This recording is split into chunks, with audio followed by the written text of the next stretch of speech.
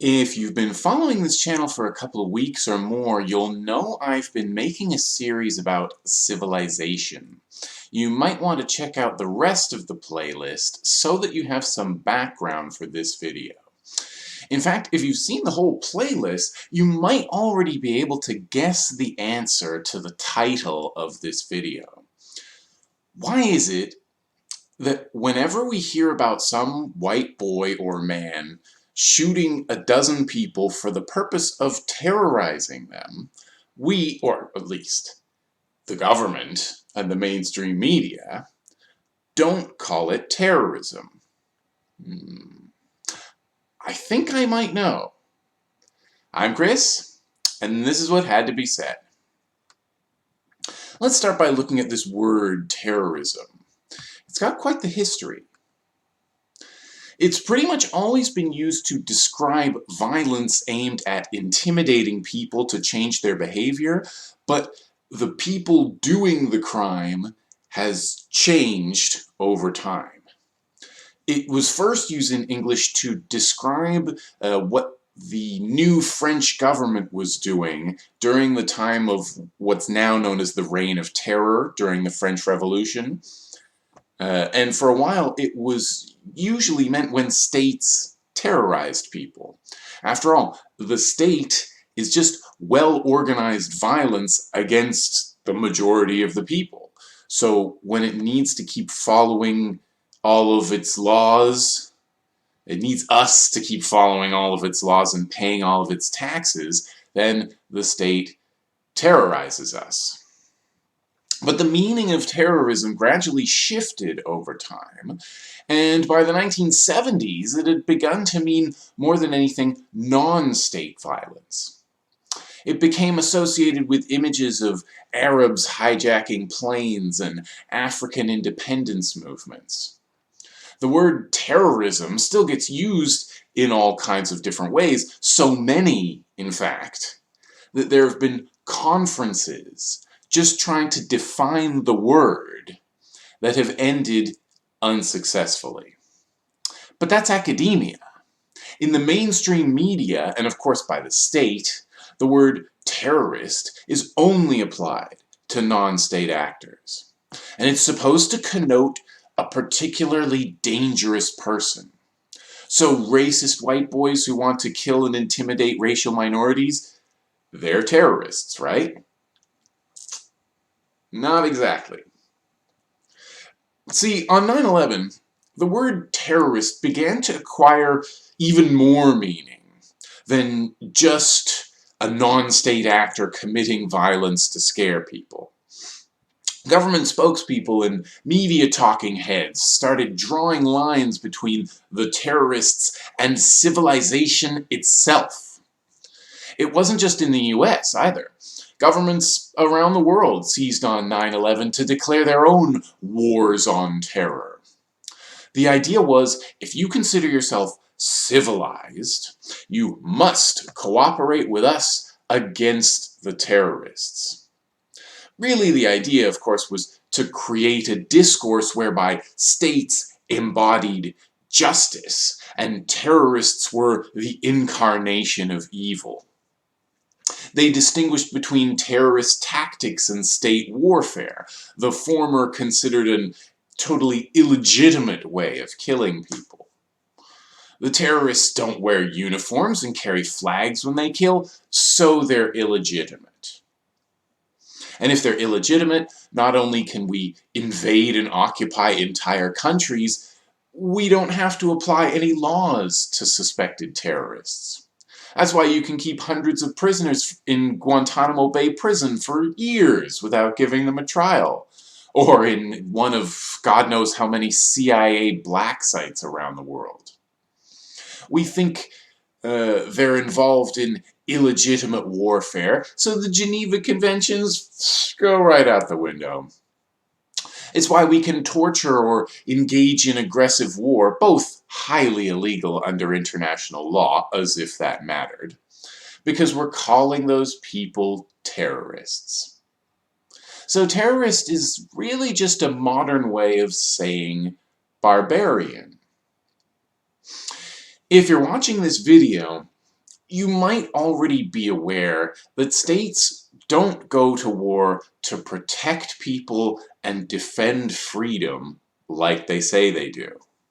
States go to war to expand the power and wealth of a few people who already have power and wealth.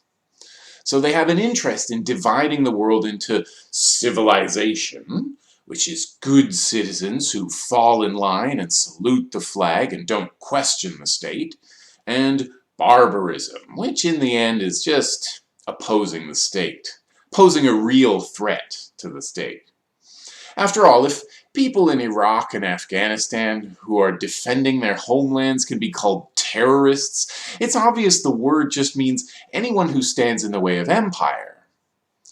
But white boys shooting up mosques and churches? That doesn't impede the expansion of empire. People often ask, they might even ask me, why a white man arrested for shooting a number of people gets treated so peacefully compared to, say, a black man arrested for selling loose cigarettes and subsequently choked to death. It's a complicated question, but I'll take a crack at it. First, if you really want to understand social phenomena, you need to know something about their history. The US is a white supremacist, settler colonial state. It's always been that way, including during the Obama years when liberals told themselves racism was pretty much over. The history of the US is not that of all the various groups that are indigenous to this continent. The US is a state that has always been the enemy of the indigenous people. Its history follows the actions of white people and their colonial violence against non-white people under all kinds of racial justification. To this day, white people are considered normal, the default. And when that seems to be changing, the unresolved white supremacist undercurrent rears its head. Even if that means driving 10 hours from the suburbs all the way down to El Paso to find the non-white people that you want to kill. That's how much some people fear whites losing influence within these lines on a map they call a country. I don't want to say categorically that racism or other prejudice is the only reason someone picked up a gun and killed a lot of people, especially when a lot of these mass killings aren't necessarily about race at all. But still, so many of them can be linked back to angry, confused, young white men who found their enemies by listening to racists on the internet. And now they're competing with each other to be the next hero to the online fascist community. And for the record, most of them are not mentally ill. Mentally ill people are far more likely to be the victims of violence than its perpetrators, so please don't throw them under the bus. These mass shooters that we're talking about, their brains are infected with bad ideas, like racism, white supremacy, and misogyny. But mental illness is a great scapegoat for fascists who want to deflect all the blame. That guy? He wasn't one of us. He was sick. We're just some dudes making jokes. Please make no mistake who's been inciting and celebrating this violence all over North America and Europe. It's fascists. Yes, they exist. Yes, they're dangerous. But to the media and to the government, they're not terrorists. They often even get labeled lone wolves, as if their anger were inexplicable, just lashing out. And they weren't acting with the backing of a whole support network. Because the US has never come to terms with its history, it hasn't been able to deal with the racism the state was built on. And why would it? Racism and nationalism are great for keeping people divided and dependent on the ruling class. It makes people sign up as soldiers to kill Muslims overseas, or as police and prison guards to control people of color at home. Whiteness has been used to divide people since the colonial days. And in the US, they have apparently never had a shortage of white people signing up to defend whatever scraps of privilege they had over the racialized other. And by the way, defending privilege is also why misogyny is sometimes a motivating factor in this form of violence.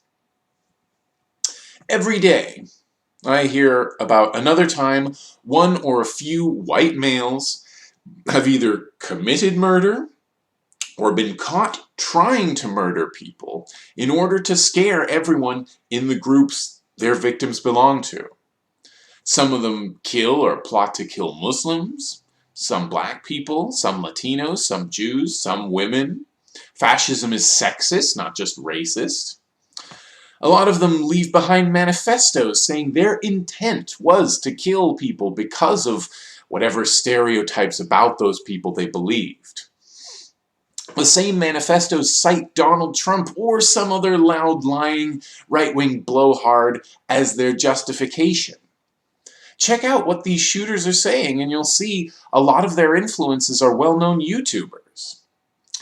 Many people put the blame on Trump for whipping his supporters into a violent frenzy, but all he does is appeal to existing prejudices and say a lot of the same things these people have already said to each other in their homes. There's plenty of reason to believe his speeches increase the amount of violence directed at minorities, just like when other fascists give speeches. But he's really just tapping into a much deeper, much longer-standing current of fear of the racialized other. After 9/11, people were ready to be terrified into hating whoever they were told to hate. At first it was just supposed to be Muslims, although that inevitably meant people who look like Muslims, as if you can look like a Muslim. But plenty of Sikhs, Christians, and Hindus got attacked during that time. And things didn't get better. The really racist people, the fascist types, they found a terrified mass that was just ripe for their brand of generalized bigotry. So at first only brown people of apparently foreign extraction got attacked. But these fascists and their media got bolder and more prominent, and have used their money and credibility and popular platforms like YouTube to keep this fear alive and grow it. They've had a whole generation of people denying they're a problem or turning a blind eye or supporting them. And now racism and fascism have practically gone mainstream. Trump is a symptom. These ideologies are inherently violent. Sometimes they look like putting bacon on the doors of mosques and synagogues to intimidate Muslims and Jews, or burning black churches to terrify black people. Sometimes racism just means unquestioningly accepting the bad things we hear about non-white people because of the stereotypes we believe. Go to any corner of the internet where conservatives and other right-wingers congregate, and you'll see examples of what I mean. Despite the fact that no one will ever admit they're racist, you can see all kinds of obvious racism in those groups, and no one ever tries to stop it.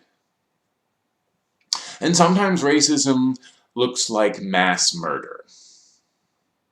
After all, if you think an entire identifiable group is responsible for your problems, you might want to take drastic measures against them. But that doesn't necessarily mean you're a priority for the state. The US government doesn't have much in the way of resources for fighting domestic terrorism. It spends trillions of dollars fighting wars overseas and has a huge surveillance apparatus for Muslims, and nothing special at all to tackle the far more numerous and deadly white male shooters. Domestic terrorism isn't even a crime. stopping it simply isn't a priority for the US government. Mass killing and incarceration of people of color is how the white supremacist settler colony expresses itself. These shooters are not the exception. They're following in the footsteps of white men who killed off sometimes entire cultural groups because they were in the way. The system that exists today, including the military tradition, is built on top of the genocide of many different groups of people. Some people seem to think that's what made America great. These white nationalist killers are imitating their ancestors who lynched black people with impunity. Do white Americans know about the Tulsa race riots when whites destroyed the US's most prosperous black community? Do they know about the Cincinnati race riots of 1829 or 1841, whichever you like, or any of the other riots or massacres? There have been dozens. It's funny how when we hear race riots, we're expected to think of black people. Race riots have helped sustain the white supremacist character of the state. And violence and segregation weren't just in the South, by the way. If this history and present reality of rising fascism are not widely acknowledged, rooted out, exposed, and dealt with, the modern expression of settler colonial violence will continue to include mass murder of non-white people and non-men, both in bombings and invasions overseas, or shooting undesirables here at home. So why can't the media call any of this terrorism? Because terrorism has been established as a threat to the state and civilization. It's a question of national security. So it's exceptional violence that requires a military response. And it's not committed by white people. But white men killing minorities? That's normal.